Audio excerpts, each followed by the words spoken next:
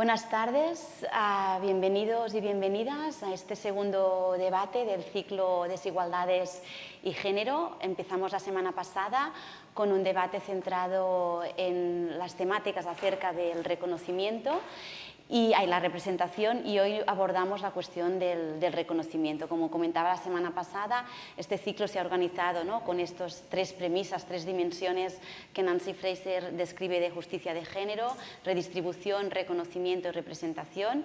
Empezamos la semana pasada con la representación, un debate con mujeres periodistas de distintos medios y con unas trayectorias profesionales distintas, y hoy abordamos y nos centramos en la dimensión del reconocimiento. Y para abordar esta dimensión hemos centrado el diálogo en el debate acerca de la identidad de género, con un objetivo muy claro, que es hablar, escuchar, dialogar, para buscar cuáles son los puntos de encuentro, los puntos de consenso y fijar conjuntamente los retos de futuro. El diálogo parte de una triple premisa.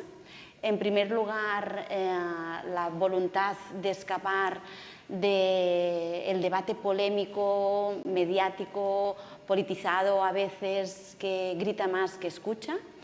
En segundo lugar, el convencimiento de que un diálogo, una escucha, un intercambio de ideas es la manera de abordar esta cuestión desde el respeto, que es un elemento fundamental.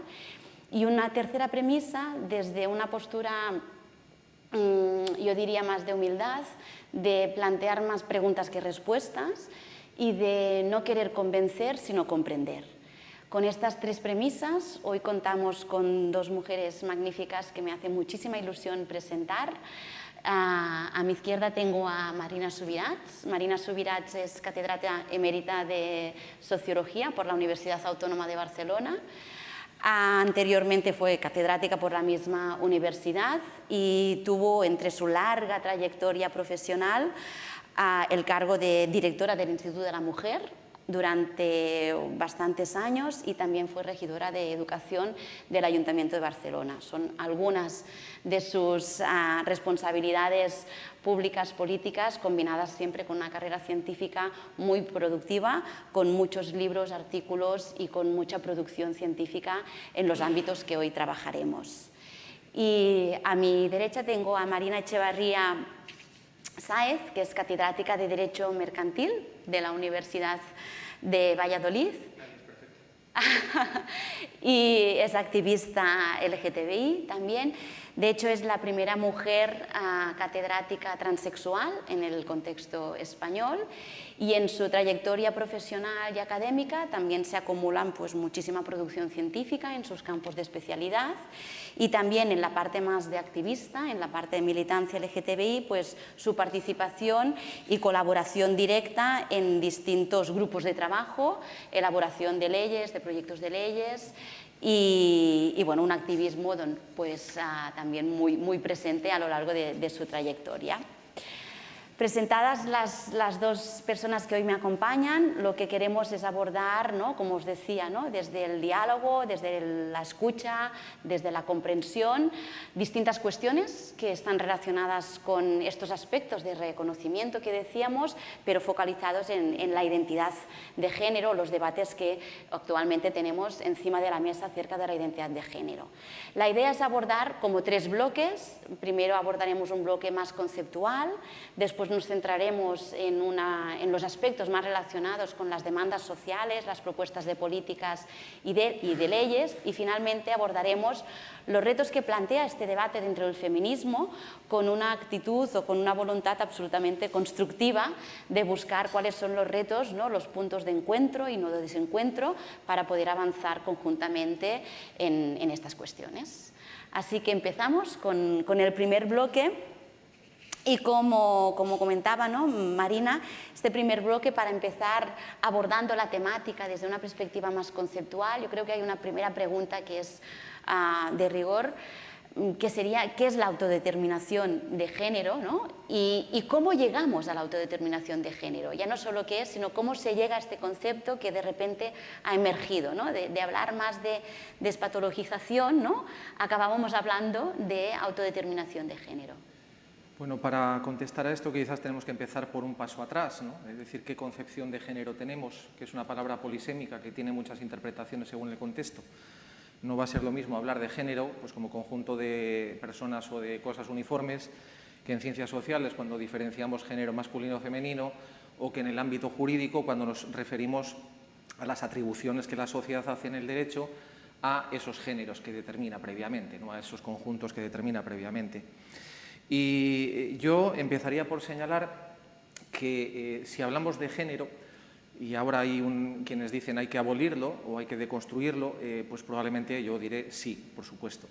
Es decir, porque es verdad, es decir, en las sociedades occidentales hay una concepción de género puramente patriarcal, que evidentemente ha generado multitud de injusticias y atribuciones de roles de género que son injustas, que no tienen que ver con la atribución biológica que podamos tener, y que yo creo que es una constante de cualquier sección del movimiento feminista o del movimiento LGBT que es necesario abolir, deconstruir, modificar, reformar, como lo quiera decir usted, pero desde luego no puede quedarse como está.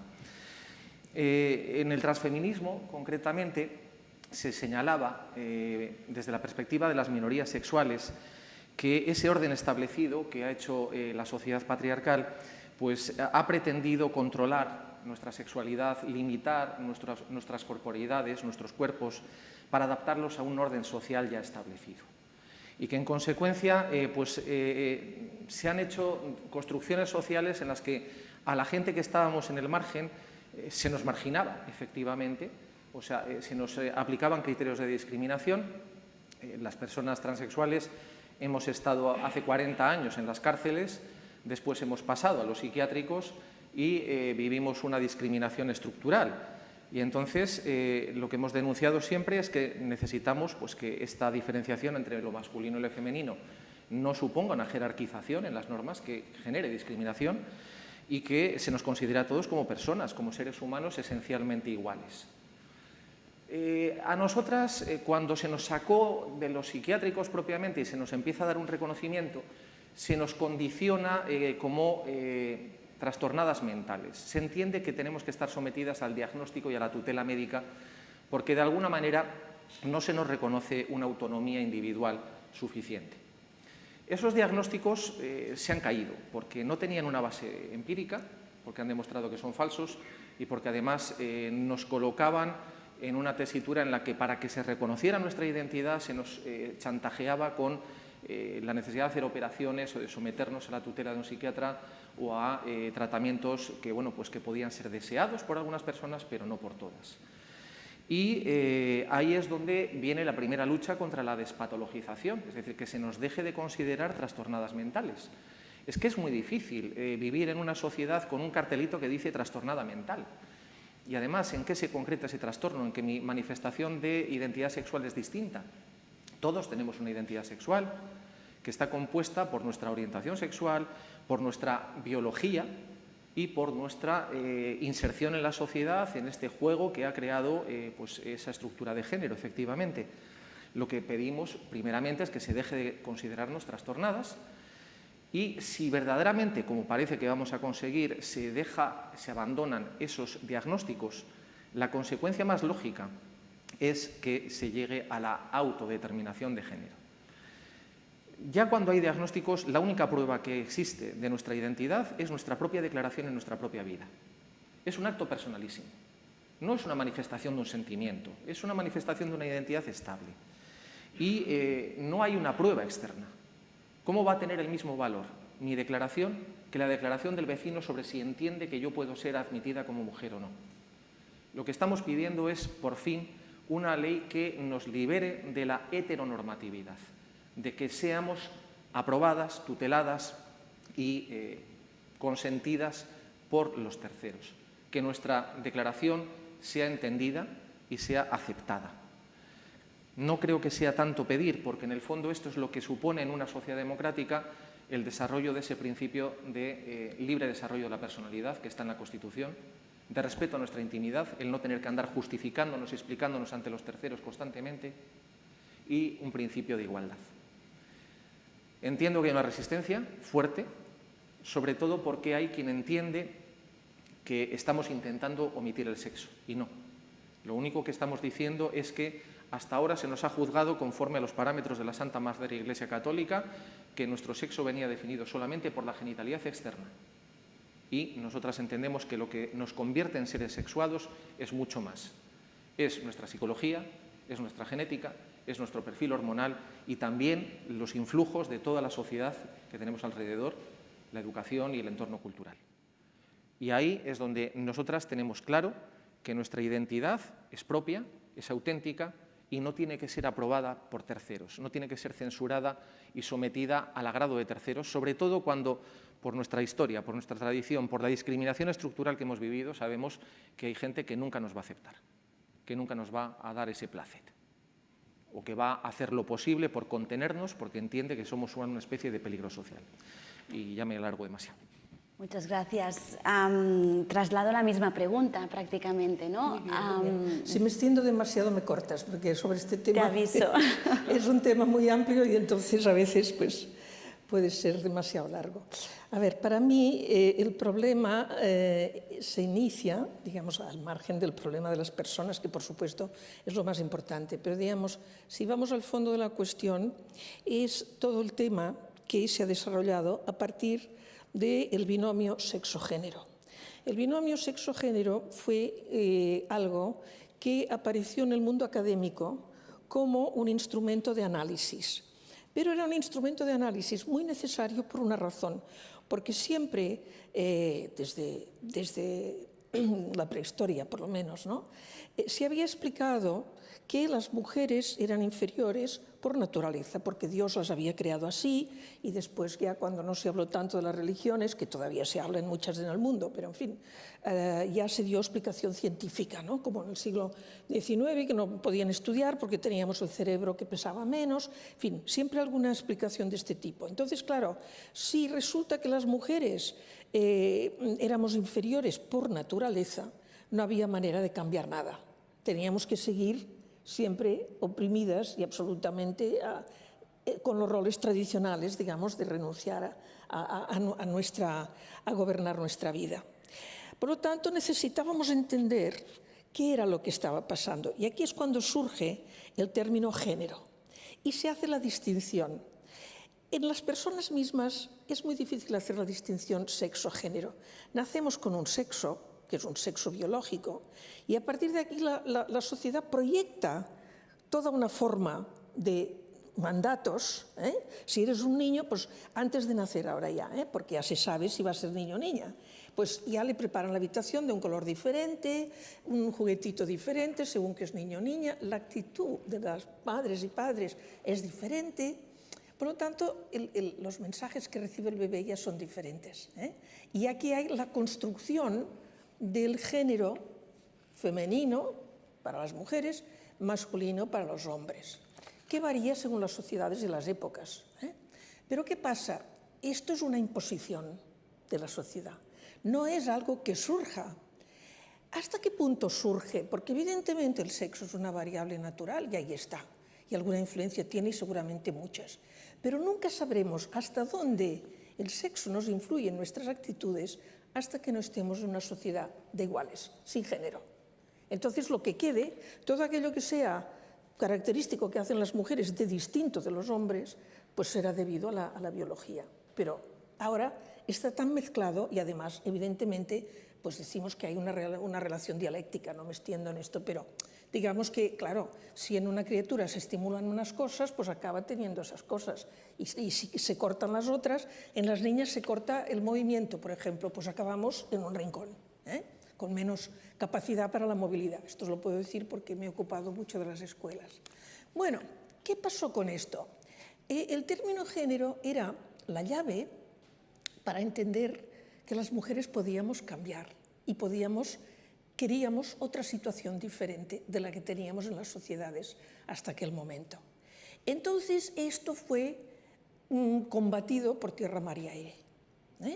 De modo que, y esto lo puedo contar porque por azares biográficos, pues me encontré siendo portavoz de la Unión Europea en la conferencia de Beijing, que es la última que ha existido sobre temas de hombres y mujeres. Y entonces el Islam y la religión católica, el Vaticano, se empeñaron en que género no se podía hablar de género.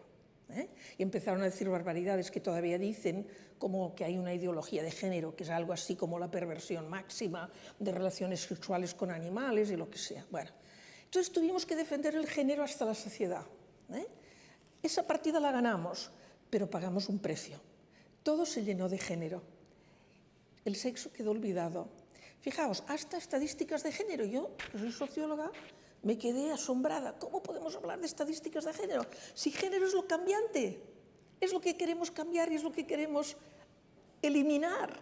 Entonces, vamos a hablar de estadísticas de sexo, que es lo permanente, y así nos entendemos. Entonces me dijeron, Marina, hablas como el Vaticano. Me tuve que callar, porque en ese momento esa batalla era fundamental, ¿entendéis? Bueno, de esto hace 25 años. A partir de ahí, todo se llenó de género.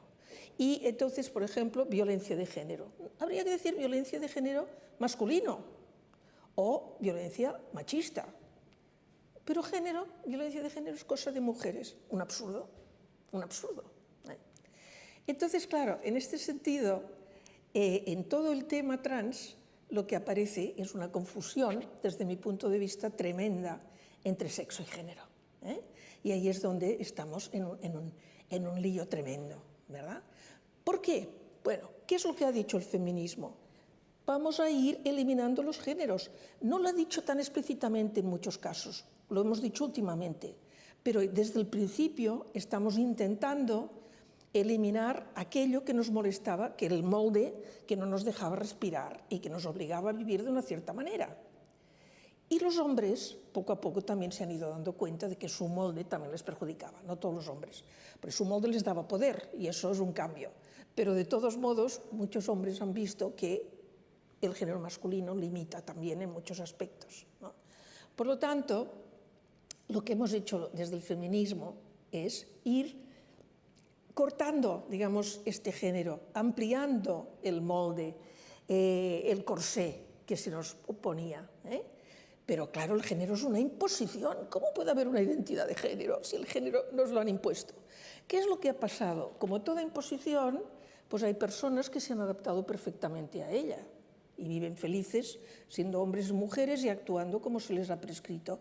Y otras personas, muchísimas en la historia, que han vivido en permanente lucha con las prescripciones de género que se les habían impuesto porque no se adaptaban a sus necesidades de cualquier tipo, pues sexuales por una parte, pero también de voluntad de saber, de voluntad de hacer, de tantas cosas, ¿no?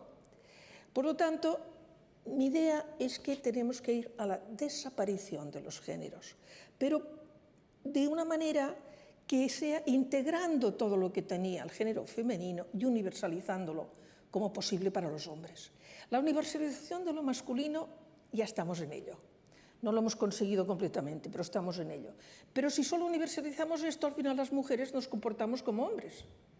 Y entonces perdemos todos y todas, desde mi punto de vista. Por lo tanto, las mujeres hemos aportado muchísimas cosas a la humanidad. Hay que rescatarlas y mantenerlas y valorarlas.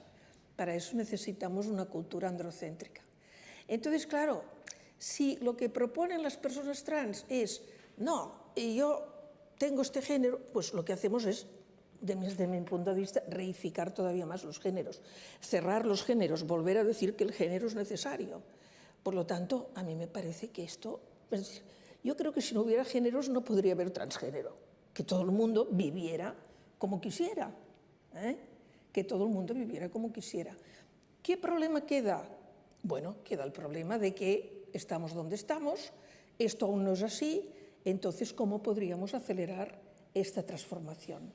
Y, por supuesto, a mí me parece que la ley, pero esto ya es el segundo punto, que no es el instrumento más adecuado. Puede ser un instrumento útil, pero, desde luego, como no vaya acompañado de una transformación cultural, las leyes no transforman las relaciones sociales. Son necesarias, pero no transforman las relaciones sociales, por lo menos cuando lo vemos desde las sociólogas. Muchas gracias, Marina. Si os parece, antes de seguir con el diálogo, vamos a proyectar dos pequeños vídeos de Lina Gálvez, eurodiputada del Partido Socialista, y después de María Eugenia Palop, eurodiputada de Podemos, que nos hacen una pequeña reflexión ambas y lanzan una pregunta final que yo creo que podemos retomar para seguir con el diálogo.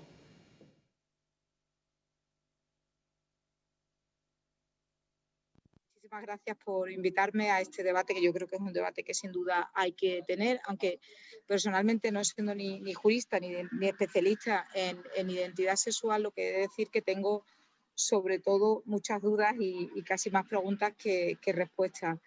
No obstante, creo que es un debate necesario, que en ningún caso hay que eludir, pero que debe ser más reposado de lo que está siendo, ¿no? Porque yo creo que es un debate además que sabemos todas que ha creado una brecha dentro del movimiento feminista y que parece que llega en un mal momento, bueno, pues todos los ataques antifeministas que se están orquestando dentro de movimientos que podemos llamar antidemocráticos, ¿no? Que están fuera y también dentro de la propia Unión Europea, ¿no? Y además no creo que sea solamente un debate del feminismo, creo que es un debate de toda la sociedad y que hay que tenerlo además teniendo en cuenta todas las implicaciones más allá de las puramente jurídicas, e insisto, hacerlo con sosiego y con un respeto del que ahora adolece, ¿no? Creo que podemos presumir que en un país como España hemos estado a la vanguardia en estos últimos años de lo social en muchos aspectos. También ha habido avances y retrocesos, ¿no? Pero, por ejemplo, fue uno de los primeros países que reconoció el matrimonio y asumió el matrimonio igualitario y se consolidó como un derecho civil, pero esto se hizo tras un debate sosegado, ¿no? Y parece que puede aparecer por estas formas y por las prisas, no por el fondo, que estemos más frente a un debate casi de presión más que de derechos civiles, ¿no? Yo creo que se necesitaría un debate más pausado y que eso nos perjudica a todas, ¿no? Entonces, en este sentido, me gustaría preguntaros si creéis que realmente todavía hace falta más debate y cómo deberían de ser y qué analogías caben con otras demandas sociales. Y ahora introducimos el segundo vídeo de María Eugenia Palop, eurodiputada también. La Unión Europea ha aprobado en la última década varias resoluciones en defensa de los derechos de las personas trans y ha condenado las discriminaciones que todavía sufren en distintos ámbitos como el laboral.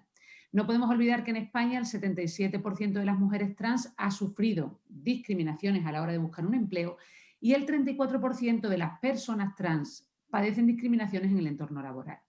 Además, ha criticado que la transexualidad se conciba como un trastorno mental. En concreto, el Parlamento Europeo ha pedido a los Estados, 1, que dejen de regular y tratar las identidades trans desde un enfoque patologizador.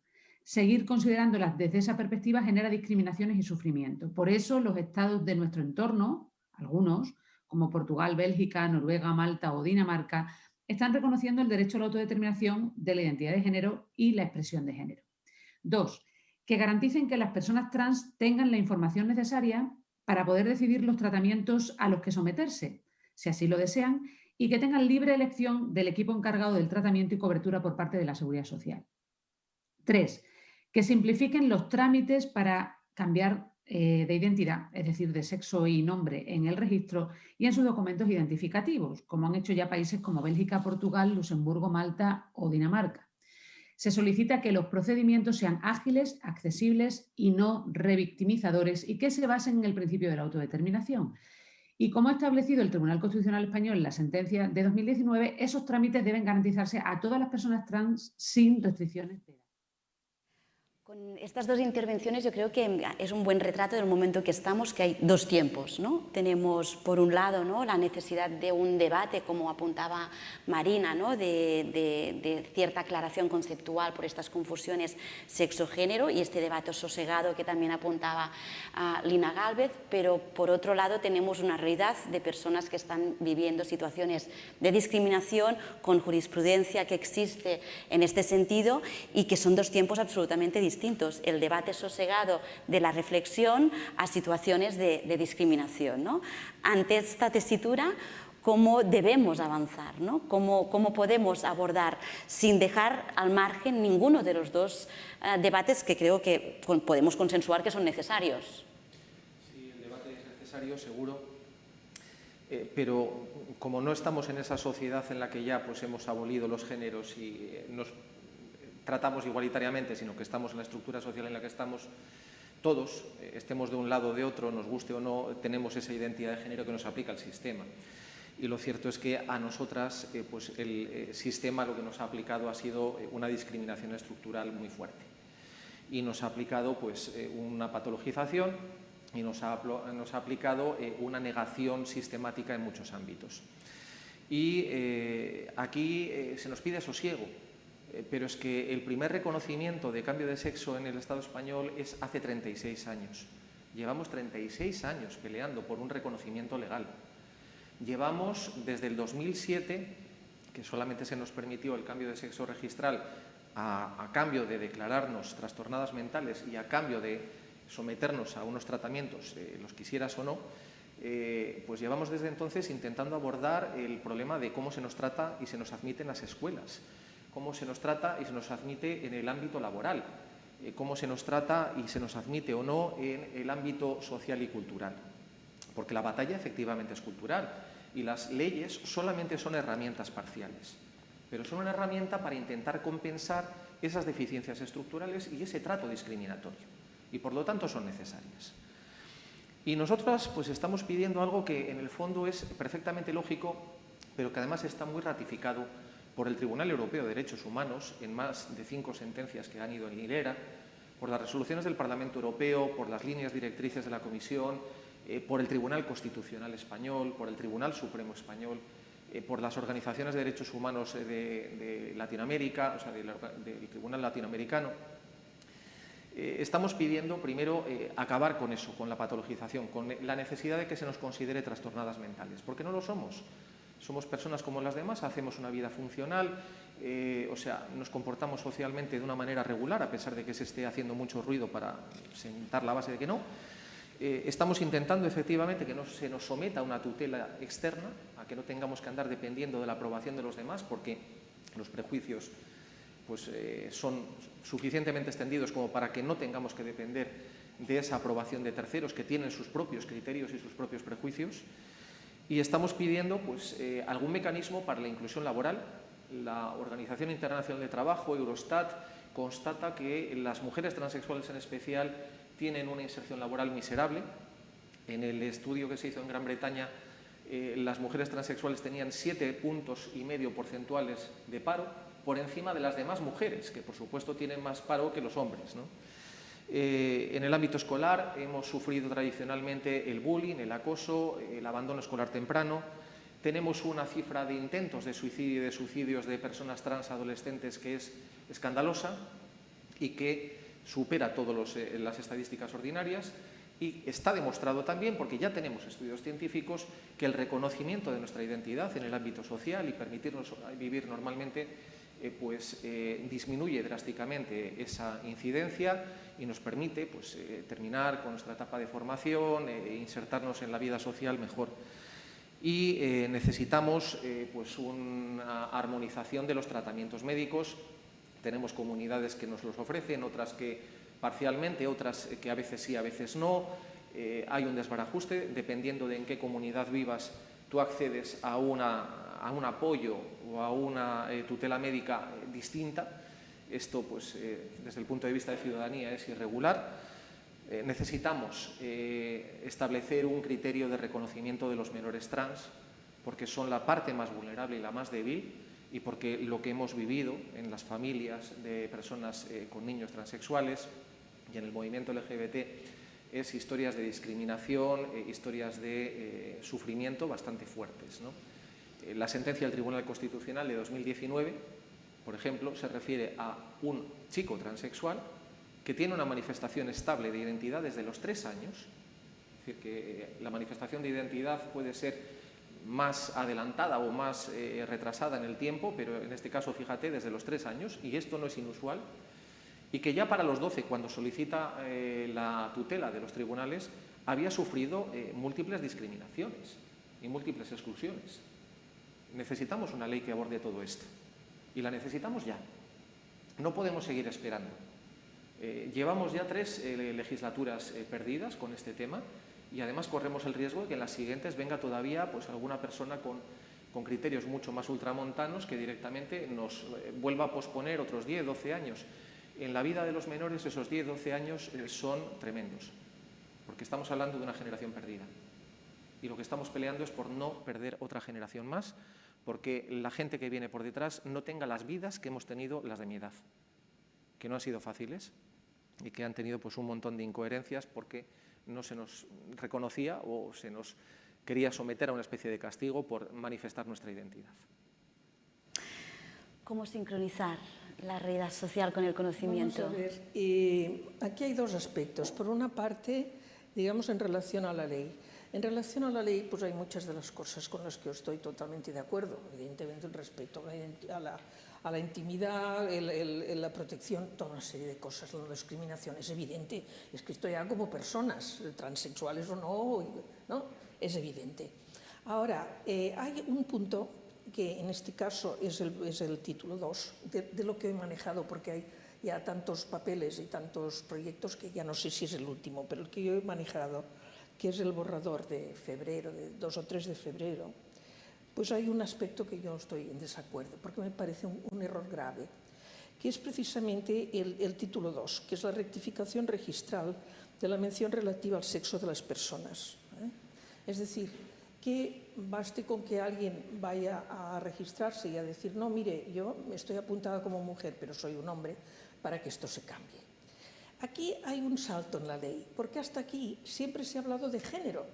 Y ahí yo ya he dicho que estoy absolutamente de acuerdo en todos los cambios de género y que pienso, es decir, si yo, por ejemplo, miro mi propia biografía respecto al género que me transmitió mi madre, yo lo he transgredido por muchos lados. Es decir, si hoy me dijeran, es que tu género es el femenino, bueno, pues sí, no, porque es que si el género femenino de hace 100 años, pues no tiene nada que ver con lo que ha sido mi vida, ¿no? Ahora el sexo, pues es el sexo que me dio la naturaleza cuando nací y eso, queramos o no, pues para mí es un invariante, pero no es que lo diga yo, porque esto lo tiene que decir la gente que se ha dedicado realmente a estudiar la biología. Sobre esto yo pues solo he leído, pero no soy una experta en absoluto. Pero, por ejemplo, leí bastante hace tiempo a una mujer que se llama Brizendine, que es una americana que es una de las que más ha estudiado el cerebro femenino. Y ella justamente dice, nuestras dotaciones cromosómicas son, entre hombres y mujeres son parecidas al 99%. Pero hay un aspecto, que es el aspecto diferenciador del cromosoma X o el X, que tiene una importancia capital y está realmente en todas las células de nuestro cuerpo, influye en la manera de entender, en la manera de sentir, en la biología, en todo. Como os decía antes, digamos, hemos tenido que poner tan enfocado al género para no perder la posibilidad del cambio, que hemos como pospuesto o olvidado que hay elementos que proceden de la naturaleza y que esos elementos... Es decir, ¿qué significa querer registrarse de otra manera? Bueno, pues que te van a cambiar en un papel, pero tu cuerpo va a ser el mismo. Puedes decirme, bueno, pero es que se pueden hacer los retoques, porque las hormonas, porque tal. A mí esto me parece peligrosísimo, pero en fin, cada persona es dueña de su cuerpo. Pero desde luego, por ejemplo, bloquear en la pubertad el desarrollo sexual, pues a mí me daría un miedo tremendo, porque es que ¿qué consecuencias puede tener esto? O vivir en lucha con tu propio cuerpo, pues intentando suprimir vello o promoverlo o suprimir formas de aquí y de allá. Me parece muy duro tener que vivir en lucha con el propio cuerpo, pero es que sobre todo hay una cosa que es que me parece un intento destinado al fracaso. ¿Por qué? Porque en el fondo la verdadera función de la diferencia sexual es la función en la reproducción. Y esa, quizá vendrá un momento que la cirugía podrá hacerla, no lo sé. Pero en todo caso, esta me parece que realmente es inalcanzable. Por lo tanto, quiere decir vivir con la angustia siempre de no poder alcanzar aquello que quisieras. Entonces, para mí, demos al sexo lo que es del sexo. Es como si yo dijera, quiero vivir sin estómago, o quiero ser negra. Bueno, pues tú puedes querer lo que quieras, pero digamos que la naturaleza te ha dado unas cosas y no te ha dado otras, por mucho que quieras, ¿no? Entonces, aceptemos lo que tenemos y juguemos con esto, y juguemos a lo que queramos jugar, ¿no? ¿Por qué? Porque lo otro nos lleva a un camino que me parece sumamente peligroso, sobre todo para las personas que lo utilizan. Entonces, bueno, ir y decir, no, yo ahora soy una mujer, yo soy un hombre, es un cambio en el papel, pero nada más. ¿Por qué? Hay otro aspecto, que es el que os decía antes. Las leyes son necesarias, absolutamente, pero no cambian las relaciones sociales.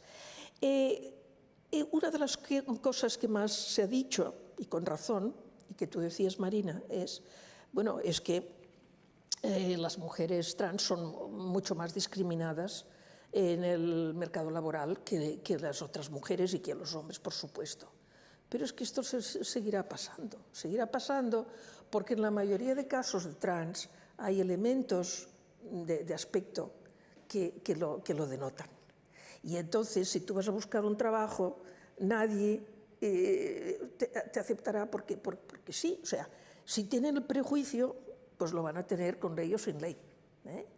Y respecto de lo que son las agresiones, pues mira tú el tiempo que llevamos las mujeres con leyes de igualdad y antiviolencia y lo que seguimos sufriendo como agresiones.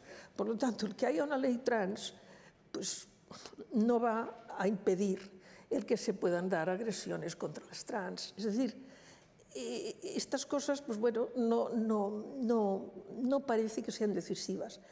Como os decía antes, para mí, donde tendríamos que tener el empeño es en cambiar la cultura. Y en que, bueno, la gente entendiera. Yo creo que ha habido un proceso, por ejemplo, interesante en cuanto a gays y lesbianas. Hace 50 años o menos, 30 años, pues bueno, una persona que tenía manifestaciones o era travesti o como gay o lesbiana, pues evidentemente, bueno, no podía salir del armario, que se decía, es decir, tenía que esconder. ¿Por qué? Porque si no, pues podía tener sanciones durísimas en muchos aspectos de su vida. Hoy sabemos de muchas personas muy respetables que están en los gobiernos, que están en la academia, que están en muchos sitios, que son gays o que son lesbianas y todo el mundo lo acepta perfectamente. Perfectamente. Puede que haya gente que no. Tenemos de todo en este país y en todos. Pero digamos, la mayoría de la sociedad pues no se le ocurre decir, no, esta persona no, porque es homosexual. Entonces, me parece que ha sido una evolución cultural muy interesante y que tendríamos que procurar ir en el mismo sentido, porque estoy de acuerdo en que mientras esto no se soluciona, pues las personas que están en esta situación están incómodas y sufren. Estoy de acuerdo. Entonces, miremos a ver cómo podemos solucionarlo, pero el sexo registral no me parece en absoluto. Me parece que, en cambio, puede introducir una serie de problemas que yo creo que son los que realmente teme el movimiento feminista, ¿no? Que es decir, las pocas ventajas que hemos logrado, pues ahora igual se nos van atrás, ¿no? Por ejemplo, el caso de las listas de la paridad en las listas políticas, ¿no? En las elecciones o en los trabajos, lo que nos ha costado, y no la tenemos aún, no estamos al 50%. Pero en la mayoría de las cosas, por ejemplo, pues en las listas nos acercamos, pero a veces no son cremallera, en fin, hay toda una serie de cosas, pero no estamos ahí todavía. Bueno, por lo tanto, si resulta que ahora esto es tan sencillo como ir a una oficina y decir, no, oiga, cámbieme, porque yo no soy un hombre, soy una mujer, o viceversa, pues entonces resulta que, bueno, pues a lo mejor las mujeres ya no tenemos opciones para ir en esas listas. Antes de llegar a la disputa dentro del movimiento feminista, ¿no? Avanzamos un poco más, ¿no?, en la cuestión. Sí, no, por eso digo, porque lo planteabas, Marina, ¿no?, que decías que la ley era parcial, que reconocías, ¿no?, la necesidad del cambio cultural. Marina Subirats, ¿no?, también estaba apuntando, ¿no?, con esta necesidad de un cambio cultural, que las leyes son necesarias pero no suficientes. Regresando, ¿no?, a esta cuestión. Sí, en apuntes de contestación así un poco breve para que continuemos, ¿no? Estamos hablando de conceptos jurídicos. El sexo registral, se menciona sexo registral, pero luego se registra género. En sus carnets lo que pone es masculino-femenino, no pone varón-hembra. Es decir, o sea, se hace una equiparación en términos jurídicos porque históricamente se entendía que ambas cosas eran equiparables. En segundo lugar, no estamos diciendo que sea un cambio frívolo, es que tiene unas consecuencias jurídicas y tiene unas consecuencias sociales y vitales enormes. Si una persona de verdad cree que frívolamente puede declararse hombre o mujer y que su vida no sea coherente con la identificación que va a tener, pues que se prepare, porque va a vivir como hemos vivido nosotras durante muchos años. Cada vez que vayas a un supermercado y vayas a pagar con tarjeta tendrás que empezar a explicar que no has usurpado ninguna tarjeta ni ninguna identidad. O sea, es decir, eso desde luego dudo muchísimo que nadie lo haga frívolamente o por gusto. Aquí hay cosas que se nos escapan. ¿Cómo? Vamos a ver, si nosotras nos declaramos mujeres porque somos mujeres transexuales, ¿vamos a falsear las listas cremallera? A ver, si yo voy en una lista política como mujer será porque lo soy. A no ser que partamos del axioma de que no puedo serlo. Y entonces, claro, efectivamente, sobro, ¿no? Sobro, pero sobro aquí, sobro como hombre, sobro en todos los lados. Y sobre las apelaciones a la biología, que es que al final una termina también un poco harta de esto. Es que al final, ¿qué entendemos por el sexo biológico? Porque cada día vamos descubriendo cosas. Por ejemplo, efectivamente, del genoma Y sabemos bien poco. Hay Is que son mucho más similares a una X, hay Is que son diferentes. Y no sabemos cómo incide todo esto en nuestra personalidad, o sea, porque todavía lo estamos investigando. ¿Ha habido estudios sobre el dimorfismo cerebral? ¿Existe un cerebro masculino y un cerebro femenino? No. Al 99% son iguales, sin embargo hay pues una pequeña variación de dimorfismo. Y curiosamente, las personas transexuales que decimos que somos mujeres, pues en ese dimorfismo cerebral nos acercamos al cerebro femenino, en ese dimorfismo, más que al masculino. Es señal de que algo puede haber detrás. Sí, quizás hay una explicación biológica a todo lo nuestro, pero es que nos da igual. Es que en lo que descubren si esto tiene un origen genético, en lo que descubren si esto tiene un origen en la configuración cerebral de la amígdala, en lo que descubren, nosotras estamos aquí. Y lo que estamos pidiendo es un reconocimiento, y lo que estamos pidiendo es un ámbito en el que se nos permita vivir y un reconocimiento de derechos. Y lo siento, las leyes no van a cambiar la sociedad, no, ayudan a cambiar la sociedad, nos dan herramientas para defendernos, para defender nuestra identidad, nuestros derechos y nuestra dignidad. Es que eso de decir, se nos va a continuar discriminando, ya claro, ¿y entonces qué hacemos? ¿Lo dejamos?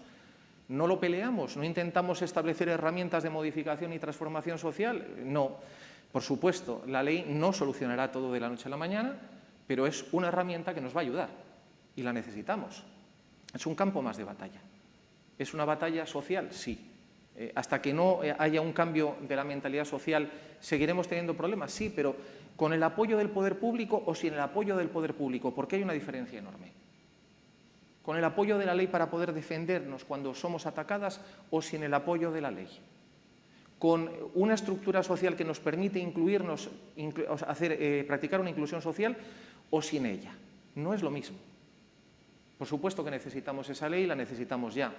Y por supuesto que no es lo mismo tenerla que no tenerla. Marina, lo que dice el título 2 no es el género, es el sexo. Está hablando del sexo dice registral.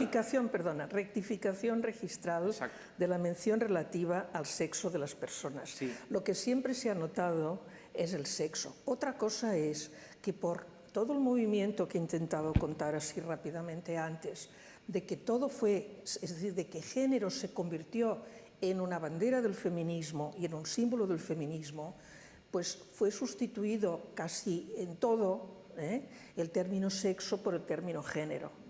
Pero, analíticamente, son dos cosas completamente diferentes y fueron inventadas justamente o fueron diseñadas para poder discernir y analizar estas cuestiones. Por lo tanto, El sexo es un dato del cuerpo, que luego puede haber... No, o sea, cuando alguien me dice, es que esto también es una construcción social, no, por Dios, no. El sexo pues es como el estómago o como el cerebro, es una parte, un órgano de nuestro cuerpo. Otra cosa es que exista una historia de la sexualidad, que se pueda utilizar el sexo de mil maneras.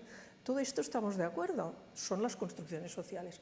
Pero el dato del sexo es un dato biológico que pertenece a la especie humana y a otras muchas especies y que yo creo que tiene su gracia, y que sabemos que en el fondo pues la naturaleza lo inventó justamente para poder cambiar, porque no sé digamos si las especies que se reproducen solo por partenogénesis, pues resulta que tienen más difíciles los cambios. Es decir, ¿para qué negamos estas evidencias? Pero es que nadie intenta negar evidencias. No sé si te das cuenta que cuando haces esa referencia al sexo ya haces una interpretación política, estructural, cultural de qué vamos a entender por sexo.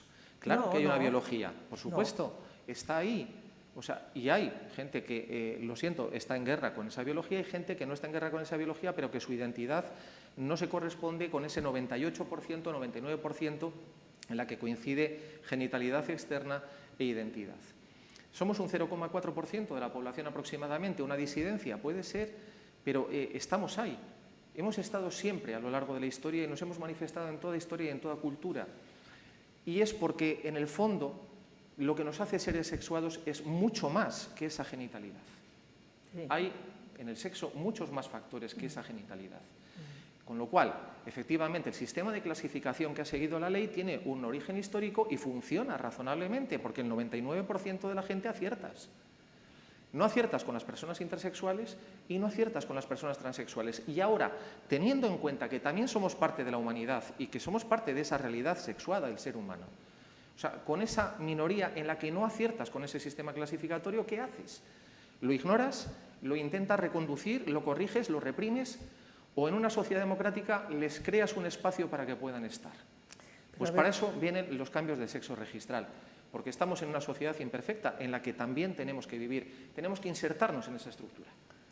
Y nos podemos insertar con aceptación o sin aceptación. Pero una cosa diferente es si hablamos de personas intersexuales, es decir, que realmente la definición de su sexo biológico puede ser ambigua. Pues mira, yo tengo 3 riñones, por ejemplo, pero claro, no puedo pretender que se diga que los humanos tienen cierta cantidad de riñones. Pues no, los humanos tienen 2 riñones y luego resulta que hay anomalías. Mayoritariamente 2 riñones, claro. Y hay un porcentaje que tiene 3, pero entonces, digamos, siempre tenemos unas cosas que son, digamos, el modelo y luego la naturaleza inventa y cambia cosas y entonces, vale. Pero a la naturaleza le gusta la diversidad. Para la gran mayoría de la población lo que tenemos son unas cosas determinadas que son las generales. Y es importante porque, por ejemplo, una de las cosas que hemos visto desde el feminismo es que la mayoría de enfermedades se han estudiado sobre los cuerpos de los hombres. Totalmente. Esto lo sabréis. Y que justamente, por ejemplo, estuve en un tribunal de una tesis de una enfermera que lo explicaba, ¿no? Las mujeres tienen distintos síntomas en el caso de infarto, entre otras muchas enfermedades. Pero en el caso de infarto se ha dicho, bueno, el síntoma es este y este y este, y en las mujeres es otro. Y entonces tardan más tiempo en acudir a los hospitales. ¿Por qué? Pues porque realmente no reconocen. ¿Y esto por qué? Porque se ha dado un modelo masculino. Y como esto sucede en muchas otras enfermedades y en muchas otras cosas de la vida. Por lo tanto, es evidente que tenemos que tener en cuenta el sexo como dato biológico.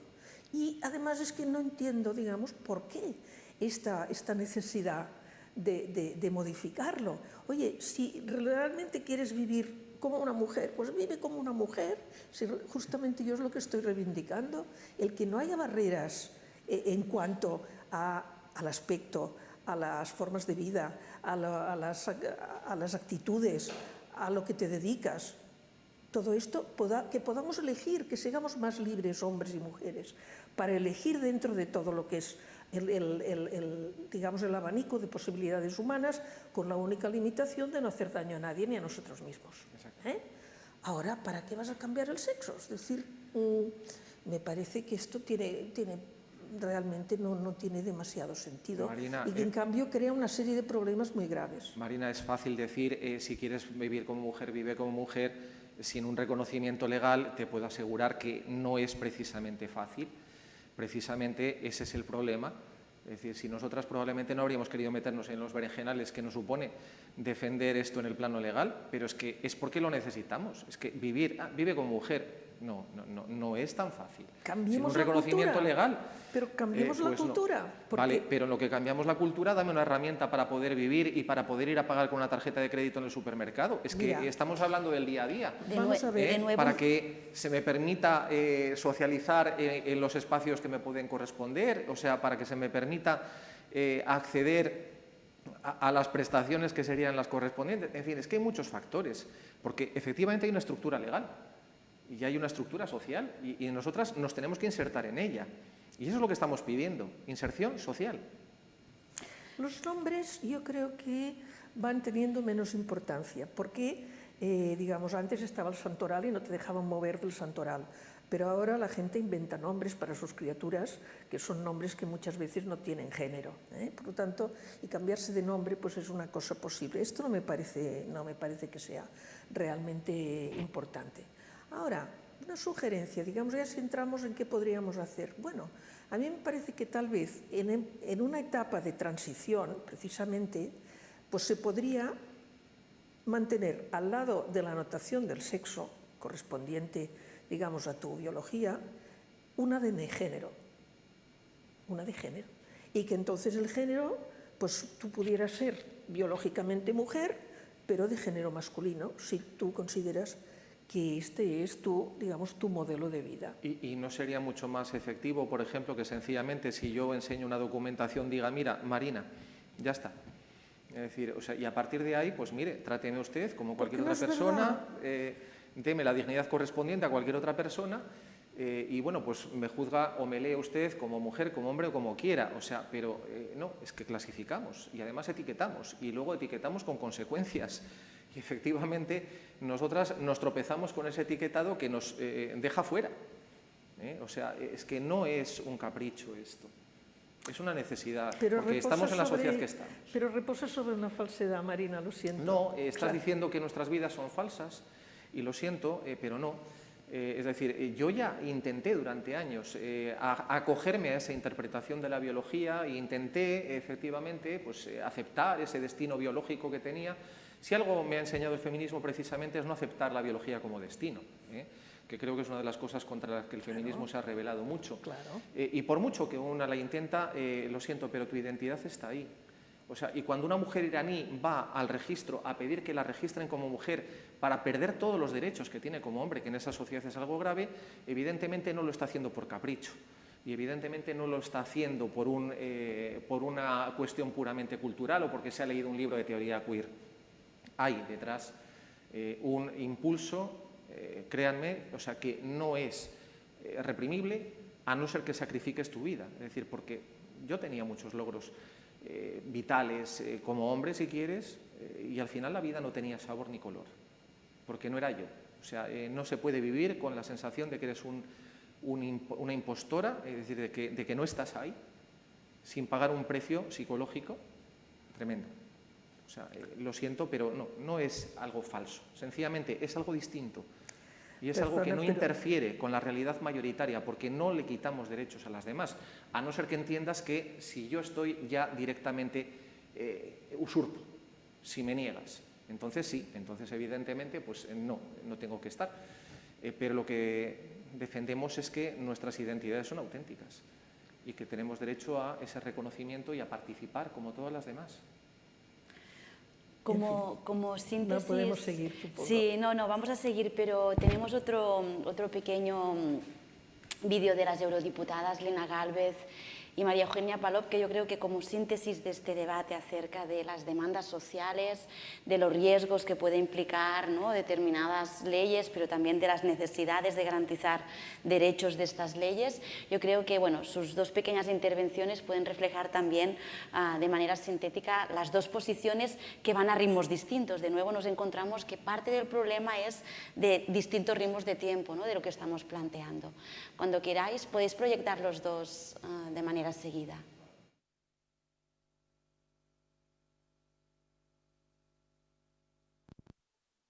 En cuanto a la capacidad de transformación de las leyes, por supuesto que creo, como no puede ser de otra manera, la capacidad de transformación de las leyes, pero per se no transforman, ¿no?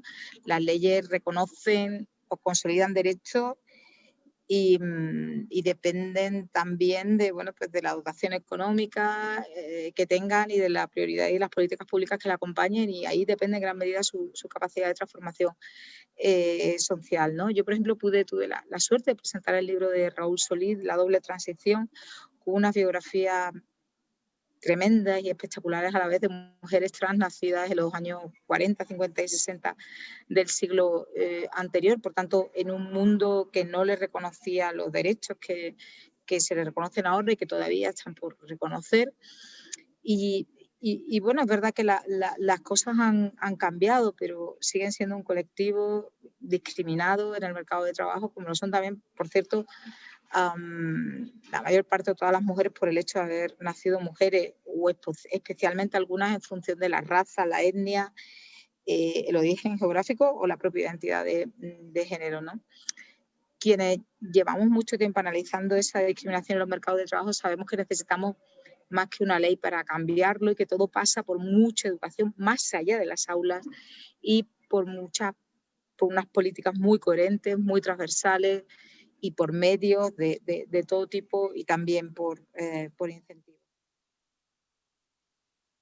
La pregunta que yo planteo, por tanto, no tiene tanto que ver con el reconocimiento como tal del derecho a la autodeterminación de género, que yo creo que jurídicamente, tanto en el espacio internacional universal como en la Unión Europea, está ya reconocido, sino las técnicas más apropiadas para garantizarlo en el espacio jurídico. Creo que la discusión o el debate interesante está exactamente ahí, y en todo lo que se refiere a la protección de menores trans.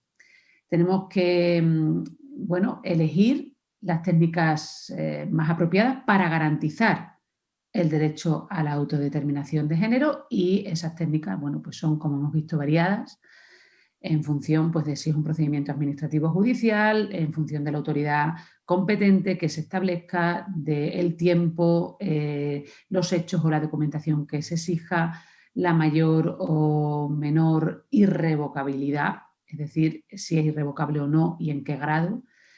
Esto es lo que me parece interesante debatir y lo que me parece que hay que contestar. Muchas gracias y hasta pronto. Aunque son dos perspectivas distintas, yo creo que son dos puntos que tenemos de consenso. Hace falta un cambio cultural y la política seguramente es la herramienta para trabajar e impulsar este cambio cultural, pero también es preciso avanzar en la discusión técnica de cómo avanzar legalmente en la garantía de los derechos, ¿no? Y cuáles son, como planteaba María Eugenia, ¿no?, el debate más técnico, ¿no?, de cómo concretamos para poder garantizar estos derechos. Yo este segundo bloque lo cerraría con este consenso, con un consenso en las políticas culturales de transformación social y cultural, que deben ir acompañadas con el debate acerca de cómo hacemos para garantizar los derechos desde la base de la ley, ¿no? Y también seguramente de pensar y diseñar leyes que no solo garanticen derechos, sino que también enfoquen hacia el cambio estructural, ¿no?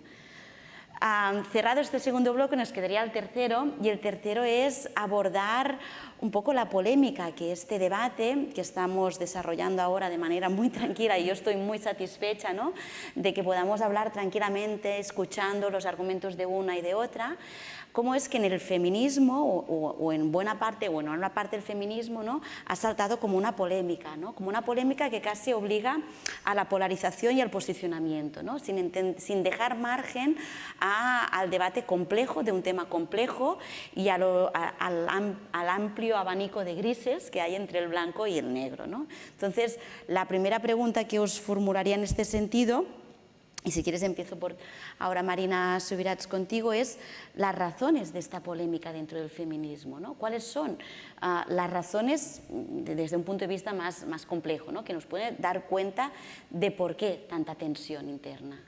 A ver, yo entiendo, no sé, porque claro, digamos, este es un movimiento amplísimo y puede haber motivaciones muy diversas, yo tampoco las conozco todas, ¿no? A mí la impresión que me ha dado es que hay una cosa que ha irritado, que es la siguiente. Las mujeres, las feministas, digamos, hemos estado muy abiertas a que, tampoco todas las feministas, pero digamos muchísimas, a que los hombres se acercaran al feminismo, adoptaran puntos de vista del feminismo, porque hemos entendido que también los hombres tenían que liberarse de un género que es muy nocivo. Yo a esto lo he trabajado bastante y tengo claro, por ejemplo, que el modelo hegemónico de masculinidad mata, y mata más hombres que mujeres. Y estos son datos, no es ideología. Lo he explicado en otros sitios, pero es así. Es decir, que realmente el modelo, y además se está transformando menos que el femenino, menos que el de las mujeres. Se está abriendo menos, con lo cual ahí los hombres siguen con toda una serie de problemas acuciantes. Por lo tanto, que se acerquen al feminismo como justamente el camino que enseña una libertad, el poder vivir mucho más de acuerdo con tus necesidades, con tus deseos, pues me parece estupendo. ¿Qué es lo que ha irritado? Que claro, los hombres han sido socializados para llegar y mandar. Y es lo que nos hemos encontrado muchas veces en el feminismo. Que llegan hombres, a lo mejor con toda la buena voluntad, y dicen, no, hay que ir por aquí. Y quieren mandar. Hombre, no.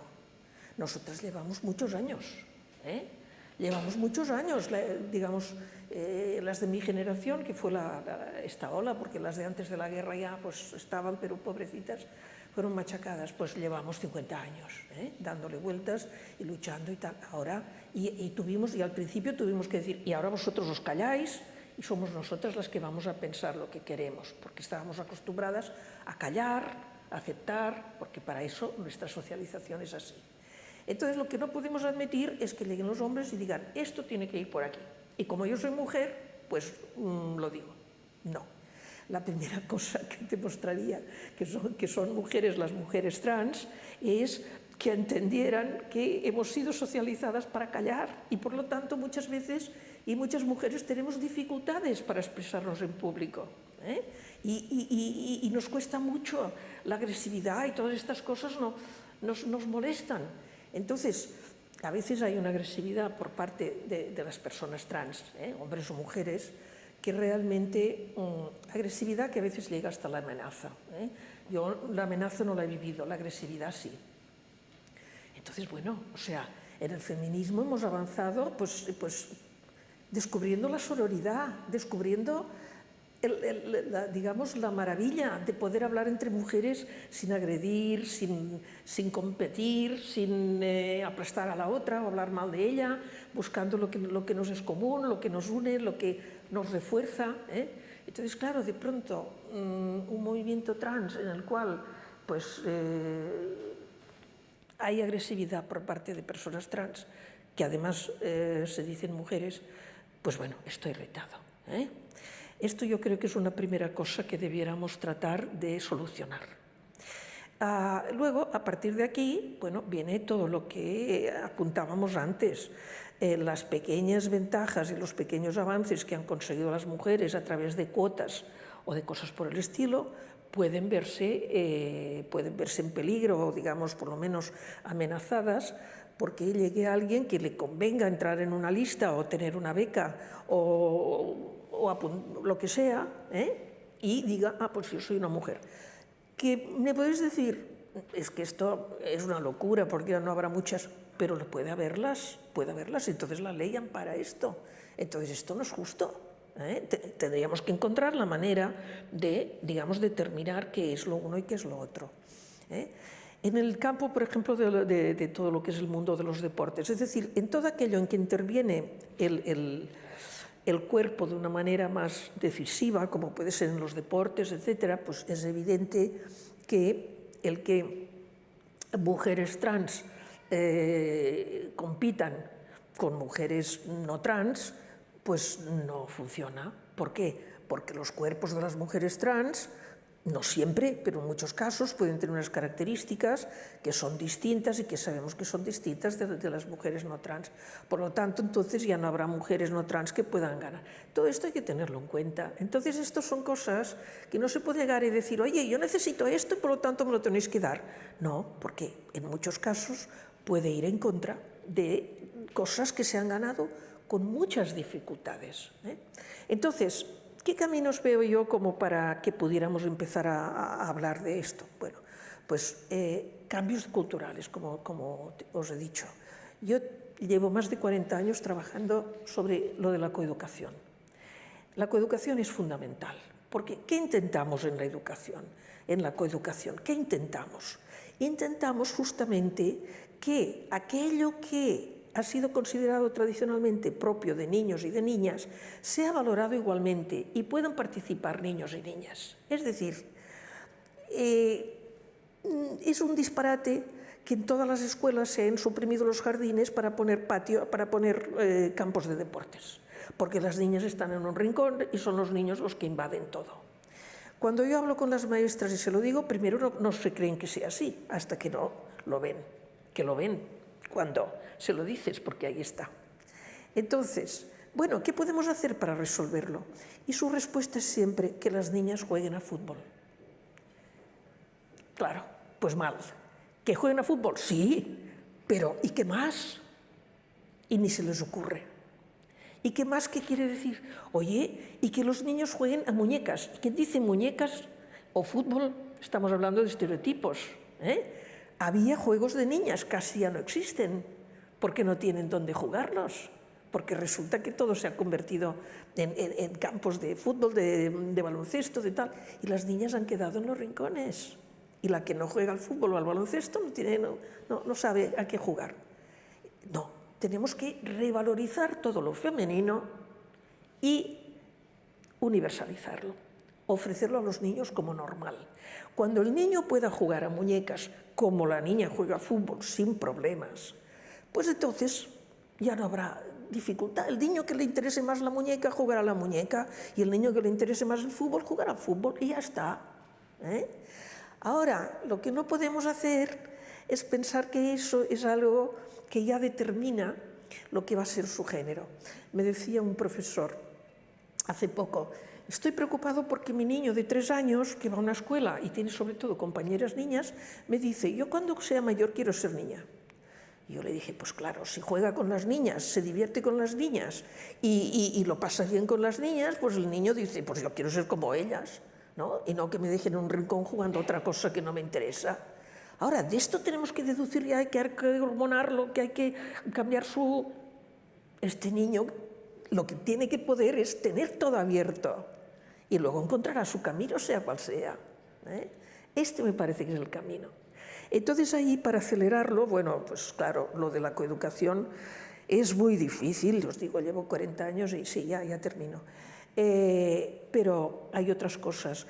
Tiene mucho que ver, aunque parezca una frivolidad, no lo es, el aspecto físico de las personas. Entonces yo creo que aquí, por ejemplo, todo lo que es las modas, los medios, tendrían que ayudar a generalizar pues, todo tipo de vestidos. De la misma manera que hemos generalizado los pantalones para las mujeres, y en los primeros casos era un escándalo y ahora es lo normal, pues tenemos que poder generalizar las ropas que han sido de mujer durante tiempo, pues para los hombres que los quieran usar. Y ya está. Y entonces esto, los influencers y todo este montaje que en este momento está de moda entre los jóvenes, se puede utilizar para esto. Y como esto, pues toda otra serie de medidas a pensar, en la que yo creo que podríamos trabajar dentro del feminismo perfectamente. Dentro del feminismo, ¿no? Trabajar todas estas propuestas que formulaba Marina, pero recuperando un poco la pregunta inicial, ¿no? Las razones de la polémica y dentro del movimiento trans, que también es en plural, creo que igual que hablamos de feminismos en plural, debemos, ¿no?, hablar de movimientos trans en plural. ¿Qué puede aportar el movimiento trans al feminismo y el feminismo qué puede aportar a los movimientos trans? Bueno, yo empezaría con una observación, ¿no? Puesto que yo soy mujer transexual y estoy aquí hablando en un foro sobre feminismo. Yo he estado durante muchos años en el patio de butacas muy contenta aprendiendo. Y si estoy haciendo una campaña muy clara es porque me toca, es decir, porque me toca defender a las mías y me toca defender los derechos de las que son como yo. Lo demás, pues sinceramente, yo estaba muy cómoda escuchando a las compañeras y no teniendo que salir a la palestra para que encima pues, pueda ser juzgado como una intromisión o un acto agresivo, ¿no? El hecho de que vengas tú y decir, espérate un momento que tenemos algo que decir. En segundo lugar, me encantaría saber qué es lo que ha pasado, ¿no? Y a veces lo pienso e intento ver pues, la génesis de todo esto. Por poner un punto de referencia en el tiempo, hace ya bastantes años Kate Millett estaba haciendo precisamente esa crítica del género y estaba señalando precisamente los efectos estructurales discriminatorios que tenía, ¿no? Luego llega Judith Butler y le viene a decir, es que mira, lo mismo que el género, tú estás viendo que es una estructura ideológica opresiva, la interpretación que hacemos del sexo igualmente está politizada e igualmente pues, está siendo utilizada como una forma de represión pues, de las disidencias o de las formas de sexualidad que están en las esquinas, ¿no? Y esta es una polémica interesante y además tiene gran complejidad y luego viene mucha gente que hace matices o posiciones intermedias, por ejemplo Marina, tiene una posición que a mí me gusta, o sea, en ese sentido. Luego llega, sin embargo, Janice Raymond, que es una señora que dice, en este debate sobre la estructura de género, se fija en las personas transexuales y concluye que pese a que esa estructura patriarcal nos ha metido en las cárceles, en los psiquiátricos y nos ha discriminado, somos una reafirmación de la estructura de género, somos el enemigo a batir y de repente nos colocan en el centro de la diana como un problema de confirmación de esa estructura de género patriarcal, cuando en realidad pues, nosotras no estamos precisamente a bien con esa estructura. Desde un punto de vista ideológico, quizás el punto de arranque de toda esta polémica podría venir ahí. Pero luego esto se ha politizado enormemente y ha habido una incidencia y una utilización política de todo esto. Ahora mismo, después de lo que pasó en el 8 de marzo, los partidos políticos vieron que el feminismo había desbordado su agenda y ha habido un intento por parte de los partidos de capitalizar el movimiento feminista, de liderarlo, de reconducirlo a un feminismo institucional. Este quizás es también una de las explicaciones de por qué tenemos estas polémicas y las estamos concretando en partidos políticos, ¿no? El movimiento feminista yo siempre he entendido que era un movimiento muy horizontal, que era un movimiento participativo, muchas veces asambleario, en el que pues, había mujeres que tenían autoridad moral, pero no ha habido una jerarquía política, o sea, no ha habido ahí una lideresa, no ha habido una elección de las personas que iban a marcarnos el discurso único a todas, sino que siempre ha sido un debate acumulativo y en el que hemos ido aprendiendo y hemos ido contrastando ideas y hemos ido avanzando. Y ahora, pues de repente, parece que hay gente que quiere escribirnos el discurso único, parece que hay gente que ha introducido toda esta dinámica de la propaganda o de la desinformación en redes sociales, el discurso en 144 caracteres, los bots gritando, y se ha enturbiado muchísimo todo esto, se nos ha puesto en el centro de un campo de batalla y estamos muy hartas de que se nos haya convertido en el campo de batalla, porque lo que queremos es hacer nuestras vidas y poco más. Y yo, sinceramente, si me tengo que ubicar, para mí el feminismo pues, tendría que ser efectivamente interseccional, es decir, estoy de acuerdo con Audre Lorde cuando señala que hay factores económicos, estructurales, que inciden en toda la lucha del feminismo, o con Angela Davis, cuando introduce todo el factor de clases y el factor racial en toda la lucha feminista. Estoy muy de acuerdo con el manifiesto de un feminismo por el 99% que lanzó Justa Montero en nuestro país. Me parece que por ahí está el camino donde nos encontramos todas y donde cabemos todas, porque el movimiento feminista ha ido ampliando su mira Las primeras sufragistas defendían el sufragio censitario. No estaban pidiendo el voto para las indígenas y para las negras. O sea, el feminismo ha ido fijándose en todas las mujeres que iban quedando atrás. Y eso es lo que creo que deberíamos estar haciendo ahora mismo, centrarnos en por qué algunas quedan atrás, en qué hacemos para esas mujeres que este sistema de declaraciones igualitarias no le ha valido, no le ha bastado, ¿no?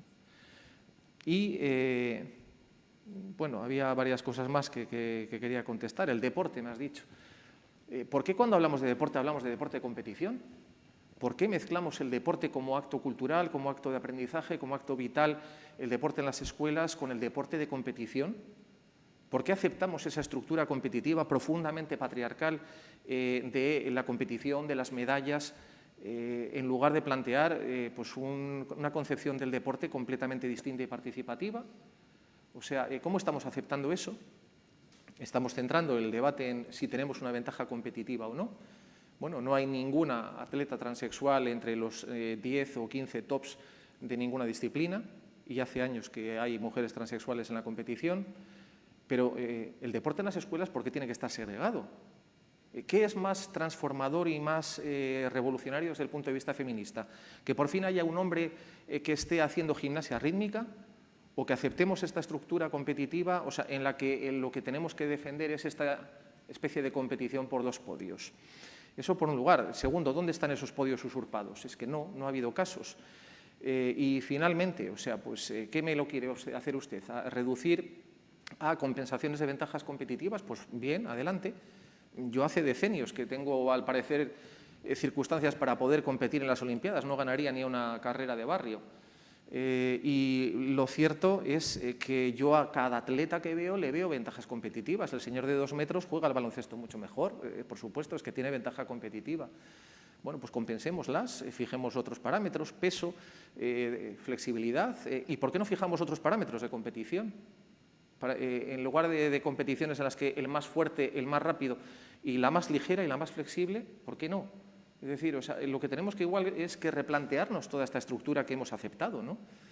Y en la que hemos llegado a locuras, como que haya una mujer, pues, como Caster Semenya y otras muchas que les ha pasado lo mismo, que son mujeres, o sea, que no son personas transexuales, que no son intersexuales, a pesar de lo mucho que se está diciendo, y que porque tienen un desarrollo natural que les ofrece ventaja competitiva, y parece que encima pues, da una imagen masculina, se me la echan encima para que no pueda competir, le piden que tenga que someterse a un tratamiento hormonal limitativo para acabar con su ventaja natural. Es que no entiendo nada. O sea, en el fondo hay que darle muchas vueltas a todo esto, pero sobre todo me llama la atención en el planteamiento que se hace de objeción a las personas trans en el deporte, la asimilación sexista tan fuerte de muchas de las estructuras de ese deporte competitivo que nos están dando. Porque es lo que dices tú, es que efectivamente transformemos todo esto. Y sobre todo, si hablamos de deporte en las escuelas, juvenil, no tendríamos que estar hablando de nada de todo esto, si queremos transformarnos. Bien, hemos agotado el tiempo, 1 hora y media pasa rápido cuando la conversación es sosegada, repito, ¿no? Y yo al inicio empezaba diciendo, partimos de una propuesta de diálogo con 3 previas, ¿no? Que sea escapar del ruido, de los gritos y de la polémica mediática de redes y de politización que esta temática últimamente está despertando en distintos foros. Yo creo que hemos escapado absolutamente de esto. Partíamos del convencimiento de la necesidad de la escucha para entender y de intercambiar las opiniones, ¿no? Desde una posición de una responsabilidad dentro de los movimientos, ¿no? Feministas, transexuales, pero con esta vocación, ¿no? De encontrar estos puntos de encuentro, y partíamos de la necesidad de seguramente, ¿no? Hacer un acto de humildad y decir, bueno, hay más preguntas que respuestas, o no se quiere convencer sino entender, ¿no? Y me parece que hemos hecho un ejercicio, que habéis hecho un ejercicio vosotras, porque habéis sido las protagonistas absolutas, de avanzar en este sentido, ¿no? Hemos abordado 3 bloques, podríamos estar horas y horas seguramente escuchándonos y argumentando.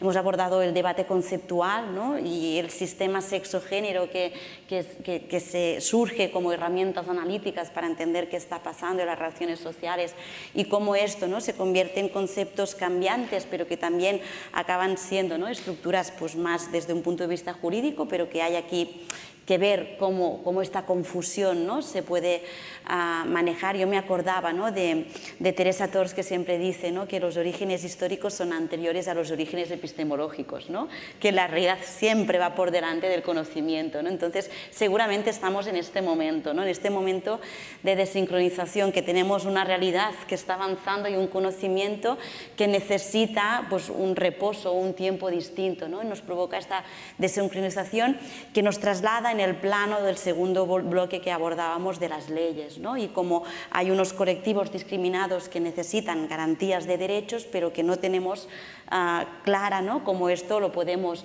concretar, y esta necesidad de unas políticas culturales, educativas, que permitan avanzar en este cambio cultural que es absolutamente necesario, como también consensuabais las dos, ¿no?, las leyes como parcial y la necesidad de este cambio cultural, ¿no? Y finalmente hemos abordado pues, la polémica dentro de los feminismos y dentro de los movimientos transexuales, ¿no? Yo creo que las dos también habéis coincidido en señalar que el feminismo se quiere universal, ¿no?, que hay que universalizar lo femenino para que todo el mundo pueda sentirse, ¿no?, que, que no está discriminada, y hay que ensanchar, ¿no?, la base del feminismo, y ya no solo desde el punto de vista de la identidad sexual, sino desde la interseccionalidad, y aquí también tenemos un punto de encuentro. Estos puntos de encuentro no nos solucionan los retos que tenemos, pero nos ayudan a fijarlos, ¿no? Y yo creo que también nos emplazan a seguir hablando, escuchándonos y dialogando, que yo creo que es lo que nos enriquece y enriquece el feminismo y los movimientos desde la base social. Muchísimas gracias a las dos, ha sido un auténtico placer, para mí un honor estar escuchándoos, y muchísimas gracias a todas las personas que habéis asistido presencialmente y a las personas que nos habéis estado siguiendo virtualmente en streaming. Aquí llega este segundo diálogo y nos queda ya el tercero, que será la semana que viene, acerca de la redistribución, esta tercera dimensión de la justicia de género, y que nos vamos a preguntar quién hace qué dentro de casa. Muchas gracias y hasta la próxima.